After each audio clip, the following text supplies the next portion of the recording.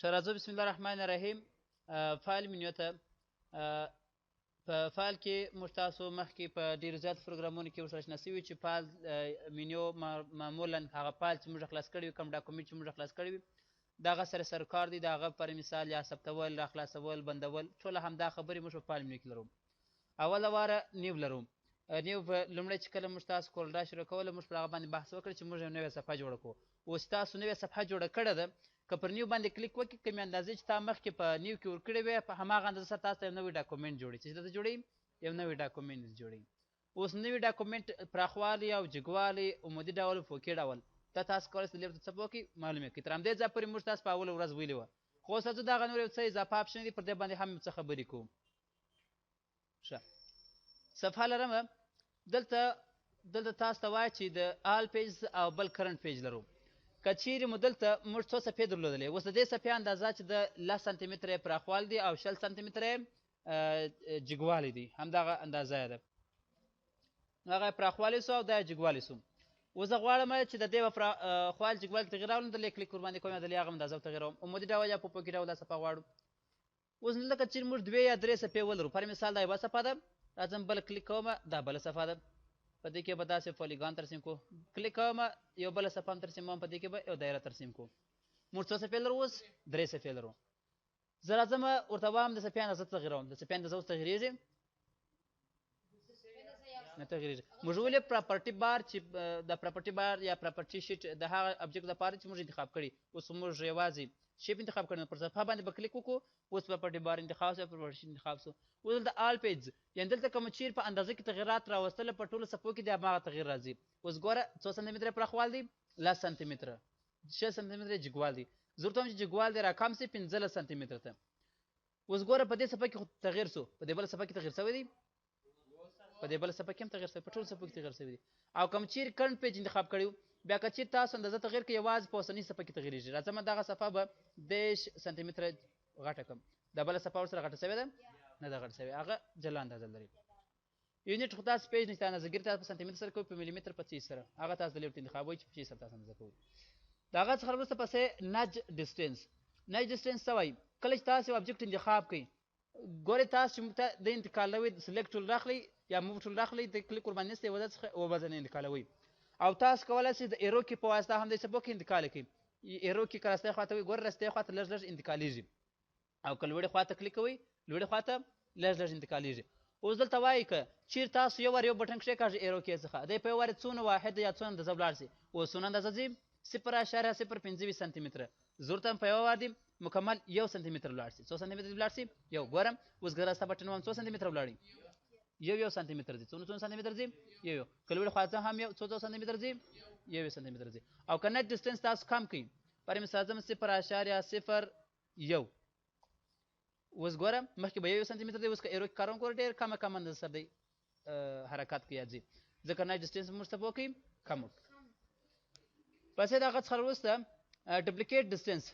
ډسټنس کله چې تاسو پر یو ابجیکټ باندې کنټرول ډي بټن ووهئ کوم بټن کنټرول ډي د ابجیکټ د ډپلیکیټ وظیفه ده د هغه څخه یوه کاپي اخلي. اوس دلته په افقي ډول او په عمودي ډول دغه ابجیکټ څونه ځینې لرې شي. اوس په افقي ډول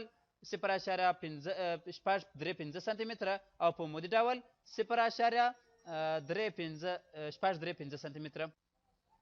نو اوس چې کله تاسو ډپلیکیټ واخلئ هغه څو سانتي متره ځي 0.6 سانتي متره ځي. زه ورته وایم چې کله زه ډپلیکیټ واخلم یو سانتي متر دی په افقي ډول ځینې لرې شي او 1 سانتي متر دی په عمودي ډول ځینې لرې شي. اوکې بس ګورم دغه ډپلیکیټ چې موږ ځینې واخلئ 1 سانتي متر په افقي ډول ځینې لرې شو او 1 سانتي متر په عمودي ډول. اوس که بیا کنټرول ډي وهم ګوره بیا دغونه ځینې لرې کېږي بس هر وار چې کنټرول ډي وهئ څو سانتي متر ځینې لرې کېږي 1 سانتي متر ځینې لرې کېږي. اوس دلته وایي کله چې تاسو پر ابجیکټ باندې کنټرول ډي ووهئ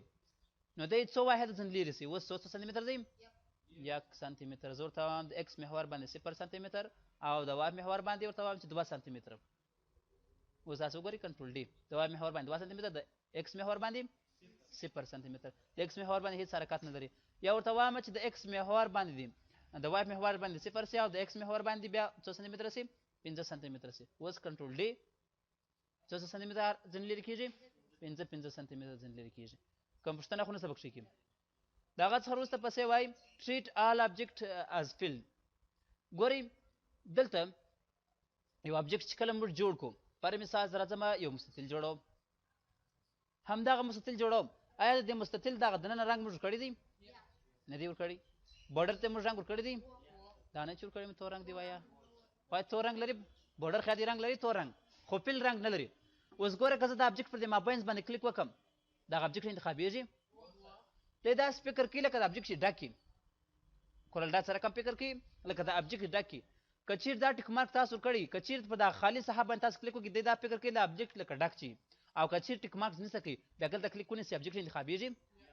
یوازې پر هغه ځای باندې انتخابېږي چې په هماغه ځای باندې یو رنګ وي څه شي رنګ ولري ډک وي اوس ګوره دا ځای خو نه دی ډک نو دی نشي انتخابېدلی او که چیرې بیا درته موږ رنګ ورکړو اوس بیا انتخابېدلی شي ځکه مخکې خالي و اوس سره کم شو ډک شو دا داسې وایي هر څه ابجیکټونه چې موږ لرو هغه داسې فرض کړه لکه ډک شي لکه سره کم شي ډک شي اوس که دا ټیک مارک نشته کوي بیا که تاسو خالي ابجیکټ هر څونه ولري که په مابینس تاسو کلیک وکړئ تاسو کولی شئ هغه انتخاب کړئ ګوره اوس د مابینس هم انتخابولی شم مابینس باندې کلیک وکړم انتخابېږي ګوره که مابینس باندې کلیک وکړم ابجیکټ انتخابېږي او که دا ټیک مارک نشته کوم اوس هغه ابجیکټ انتخابېږي ګوره دا ابجیکټ هیڅ نشم کولی ځکه پیل کلر نه لري دننه او که بیا بارډر انتخاب کړم بیا کولی شم دی یو ځای څخه بل ځای ته ټرانسفر کړم کوم پوښتنه شته بکښې کې نو دا به د پیج پراپرټي بار د پیج پراپرټي بار څخه راوروسته بیا په فایل کې موږ نیو خو مو وویلې نیو فرام ټمپلیټ په اول سر کې ویلي وو چې ټمپلیټ جوړ شوی کورلډرا ډاکومنټ دی صرف تاسو کولی شئ د هغه ځای څخه تاسو هغه جوړ شوي ډاکومنټو څخه نور ډاکومنټونه راواخلئ او پر هغه باندې کار وکړئ ټمپلیټ باندې کلیک کوئ تاسو ټمپلیټ څخه خلاصېږي د برشرو فارمټونه شته د کارډو فارمټونه شته انویټیشن کارډونه ده د مختلفو فایلو ټمپلیټونه یا مثالونه شته تاسو کولی شئ د هغه ځای څخه هر ټمپلیټ تاسو خوښ وي هغه اوپن کړئ بیا په هغه کې تاسو خپل ډاټا انسرټ کړئ به راسمه دغه انټرنیټ کنیکشن به بله ډسکنیکټ کړم اوس تاسو وګورئ دلته ګور دا جوړ شوي ټمپلیټونه دي پر مثال دغه د یو کارډ فارمټ دی چې فارمټ دی د کارډ فارمټ دی هغه انتخاب کړئ اوپن یې کړئ کوم کارډ تاسو انتخاب کړی وګوره هغه کارډ تاسو اوپن ټول فارمټ ډیزاین جوړ دی بس ما ځکه چیرې دغه نوم تغیروئ یا مثال د لوګو د شام تغیرول تاسو په هغه کې تغیرات راوستلی شئ نوره فارمټینګ ډیزاین د کارډ لپاره جوړ شوی دی په ټمپلیټ کې ثبتولی شو د راځو لاندې وایو پس یې اوپن لرو اوپن خو تاسو ته پوهېږئ د کورلډرا سی ډي آر ډاکومنټ مې ثبت کړی دی که غواړئ چې هغه اوپن کړي راخلاص کړي نو څه څخه استفاده کوئ د اوپن څخه استفاده کوئ او اوپن ریسنټ په نږدې وخت کې چېرې تاسو کوم ډاکومنټ راخلاص کړی که غواړئ چې د هغو څخه یې راخلاص کړي نو پر هغه باندې کلیک کوئ د مثال په ډول دغه د اواډ په نامه سره یو ډاکومنټ ما مخکې استعمال کړی و هغه زه غواړم څه وکړم راخلاص کړم هغه ډاکومنټ به موږ ته راخلاص کړي کلوز په واسطه ګورئ موږ څو ډاکومنټ خلاص کړي 1 2 3 4 څو ډاکومنټ دي 4 کلوز کوم ډاکومنټ زه اوس ولاړم دا څه وکړه بند یې کړه زه په اواډ ډاکومنټ کې ولاړم کلوز هغه ډاکومنټ څه وکړئ بند یې کړئ او کلوز آل هر څو ډاکومنټونه چې ما راخلاص کړي دي هغه ټول څه وکړه بند یې کړه اوس هم دغه ټایټل 1 دی نه دي ثبت کړی ثبته یې که نه ثبته یې ورته هم نه ثبتوم دا ټایټل 2 دی هم نه ثبت کړی ورته هم دا هم نه ثبتوم او دغه انټایټل 3 دی هم نه ثبت کړی هم دا هم نه ثبتوم ټول مې څه وکړل بند مې کړل ثبت نه کړل کوم پوښتنه خو نه څه پکښې کېږي د هغه څخه وروسته پسې سیو لرو سیو که چیرې موږ تاسو یو ډاکومنټ غواړو ثبت یې کړو یا که یو تغیر موږ پکښې راوست دغه نوی تغیر که غواړو پکښې ثبت یې کړو نو موږ د کمپیوټر څخه کار اخلو سیو ګورئ دغه کوم اواډ چې ما ډیزاین کړی و دا یوازې ډیزاین پر مثال دغه نه و دغه ریکټینګل نه و پکښې ثبت زه غواړم دا ریکټینګل هم ورسره ثبت شي نو پر څه باندې کلیک کوم پر سیو باندې کلیک کوم دلته هم تاسو سیو اوپن او نیو شارټکټ لري او دلته هم تاسو څه انتخابوئ سیو انتخابوئ او سیو از که چیرې تاسو غواړئ په بل شکل یې ثبت کړئ په بل فارمټ سره ثبت کړئ بیا څه څخه کار اخلئ سیو از څخه چیرې ثبت دی ورته په ډیسکټاپ باندې په کوم شکل سره په پی ډي اف شکل ثبت دی دغه رقم اډابلیسټریټر دپاره ثبت دی دغه مختلف نور شکلونه موږ لرو تاسو کولی شئ په مختلف شکلو سره ثبت کړئ جی پی جي خو نو بیا موږ په ایکسپورټ کې لرو هغه ټوله ګور یو سیو دی یو ایکسپورټ دی سیو صرف هغه فایل دی په بل شکل ما ثبتوي ایکسپورټ بیا دغه څخه نوی شی جوړوي یو نوی شی ځینې لاسته راکوي اوس نو جی پی جي یا پي ان جي خو یو نوی شی دی نو هغه بیا موږ په ایکسپورټ کې پیدا کوو هغه نه بیا موږ په سیواز او په سیو کې نسو پیدا کولی د هغه څخه وروسته سیو از ټمپلیټ که غواړو داسې د یو ټمپلیټ په شکل دی ثبت کړو نو سیو از ټمپلیټ څخه استفاده کوو پر مثال دا ډیزاین ما جوړ کړی دی زه غواړم دا په ټمپلیټ 2 کې ثبت کړم نو سیو از ټمپلیټ څخه استفاده کوم چیرې ثبت په ډیسکټاپ باندې بس دی د کورلډرا ټمپلیټ په سی ډي ټي کورلډرا ټمپلیټ په شکل سره ثبتېږي بیا چې تاسو ډبل کلیک ورباندې وکړئ تاسو ته یو نوی ډاکومنټ په همدغه شکل سره جوړوي پسې ریورټ که چیرې تاسو ډاکومنټ یو وار ثبت کړی و دا ډاکومنټ خو ستاسو په یاد دی چې ما ثبت کړی بیا مې راخلاص کړي هغه حالت مې په یاد دی اوس ریورټ که چیرې تاسو ورباندې کلیک کړئ که تاسو په یاد دی په پورشا کې موږ ریورټ درلود F12 شارټکټ و چې هغه کس که چې کوم تغیرات موږ پکښې بیرته اولني حالت ته بیاوي اوس دلته هم ریورډ که چیرې په د ډاکومنټ کې تاسو کوم تغیرات راوستلي وه او تاسو مخکې وار ثبت کړي وو دی تاسو هغه حالت ته بیا چې مخکې تاسو ثبت کړي وو څه وخت ثبت کړي وو مخکې هم ثبت کړي وو ګورم هغه اول حل وار چې موږ ثبت کړي وو همدغه شکل څه موږ ثبت کړي وو دا د ریورټ وظیفه وه دغه څخه وروسته پسې اکوایر امیج لرو د اکوایر امیج په واسطه تاسو کولی شئ د کیمرې څخه یا د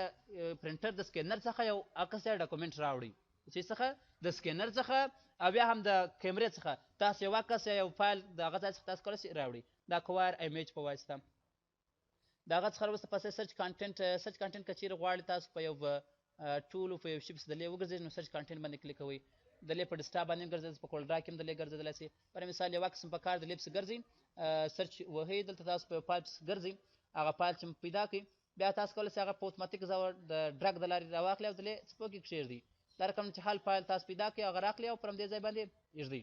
سرمخلاص دا د فایلونو د راخلاصولو لپاره یو لنډ طریقه ده او تاسو کولی شئ چې په اسانۍ سره فایلونه سرچ کړئ پیدا کړئ او هغه بیا په اسانۍ سره چیرې راوړئ کورل ډرا ته راوړئ دلې ایږدئ هغه بیا تاسو د دې ځای څخه هم تاسو کولی شئ څه وکړئ استعمال یې کړئ د هغه څخه وروسته پسې امپورټ لرو د امپورټ په واسطه که چیرې تاسو غواړئ ګورئ دلته تاسو د اوپن چې تاسو انتخاب تاسو نوی ډاکومنټ راخلاصئ تاسو اوپن په واسطه نشئ کولی چې واکس دلې کښېږدئ نو دلته کله چې تاسو غواړئ داسې یو نوی شی کورل ډرا سره انتقال کړئ نو د هغه دپاره تاسو د امپورټ څخه کار اخلئ پر امپورټ باندې کلیک کوئ څه شي راوړئ دغه فایلونو ته کولی شئ دلې امپورټ کړئ اډابلسټر فایل راوړلی شئ بي ام پي فایل راوړلی شئ سی ایل فایل راوړلی شئ سی ایل کې فایل سی ډي آر فایل راوړلی شئ دغه فارمټونو ته کولی شئ دلې راوړئ او پر هغو باندې کار وکړئ جي پي جي پي ان جي دغه فارمټونه ایکس پی ایس او پی ډي اف دغه فایلونو ته کولی شئ دلې راوړئ پر هغو باندې دلې څه شي وکړئ کار وکړئ نو کوم فایل راوړئ زه ورته وایم په دغه کې زه یو پکچر لرم په پکچرز کې ورته وایم دغه عکس راوړه نو چیرې غواړئ او په کوم اندازه سره غواړئ هغه دلې ورته انتخابوئ په هماغه اندازه سرمخلاصو هغه عکس مې دلې امپورټ کړئ که دغه رقم د پي ډي اف یو کتاب راوړئ هم تاسو راځئ دلې د چیز څخه استفاده کوئ د امپورټ څخه کار اخلئ چیرې دی پر مثال زه ورته وایم په ډیسکټاپ باندې یا په بل موقعیت کې هر ځای کې تاسو وجود ولرئ هغه فایل هر ځای وجود ولري د هغه ځای څخه تاسو کولی شئ راوړئ د مثال په ډول سره زه ورته همدغه فایل پر هغه باندې کلیک وکړئ په هغه کې تاسو باید 3 پیج لرئ کم پیج راوړئ اول پیج راوړئ دوم پیج راوړئ که ټول پیجونه راوړئ په کم شکل راوړئ دغه لیکنه که پکښې کې د ټکس په شکل راوړئ که د کرف په شکل راوړئ ګورئ کرف موږ ویلي هغه کږې لیکي سلیکټ آل پیج ان ډاکومنټ ټول پیجونه یې راوړم او اوس اوکې کړئ بس هر پیج پر هر ځای کې تاسو غواړئ یا داسې د پیجو په شکل سره یا تاسو په خپل اختیار درکړئ چې په کوم ځای کې تاسو هغه صفحې ترسیموئ دا د امپورټ وظیفه د امپورټ په واسطه تاسو کولی شئ چې یو بل فایل د یو بل پروګرام فایل دلې امپورټ کړي او ستاسو په همدغه اوسني ډاکومنټ کې ورڅخه استفاده وکړي دا څه وظیفه وه د امپورټ وظیفه وه ښه د هغه څخه وروسته پسې موږ اکسپورټ لرو دا ولې سټک سو د هغه څخه وروسته پسې چې لرو اکسپورټ لرو